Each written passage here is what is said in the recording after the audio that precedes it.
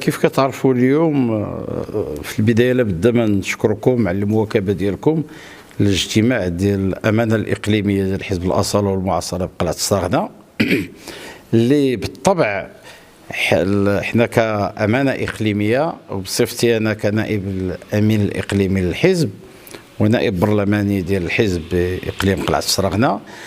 حنا الهدف ديالنا اليوم هذا اللقاء هذا لقاء كنديروه شهري، ولكن الجديد فيه هو حنا تبعنا المخرجات ديال المكتب السياسي ديال الحزب وكنتبعوا التوجهات ديال الحزب ديال السيد الامين العام الوطني والسيده رئيسه المجلس الوطني اللي بالمناسبه الله يرحم الوالده ديالها في هذا النهار وفي هذه اللحظه هذه، ويرزقها حتى هي الصبر ويرزقها هي وخوتها الرضا ديالها ان شاء الله.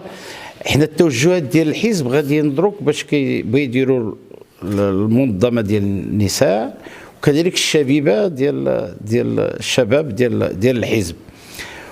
والاجتماع غادي يكون في اقرب وقت، غادي يديروا مثل الجهوي ديال مراكش بالنسبه للمنظمه ديال النساء. اليوم حنا حسنا الناس، اولا عطينا الانطلاقه ديال الانخراطات ديال الحزب بصفه عامه بالنسبه لسنه 2023، وكذلك حسنا الناس النساء والشباب وكيف كتحضرتوا درنا لجينات اللي تكلف بالنساء ولجنه اخرى كذلك اللي مكلفه بالشباب من اجل اولا الانخراطات ديالهم في الحزب ومن اجل استعداد ان شاء الله المنظمه ديال الشبيبه ولا ديال النساء. وكانت مناسبه من الموقع ديالي كبرلماني باش وقع واحد العدد ديال التساؤلات من طرف الحضور الامانه الاقليميه حول مستجدات السياسه ديال البلاد اللي هضرنا عليها كامله. يعني مملكتنا أساسها المصداقية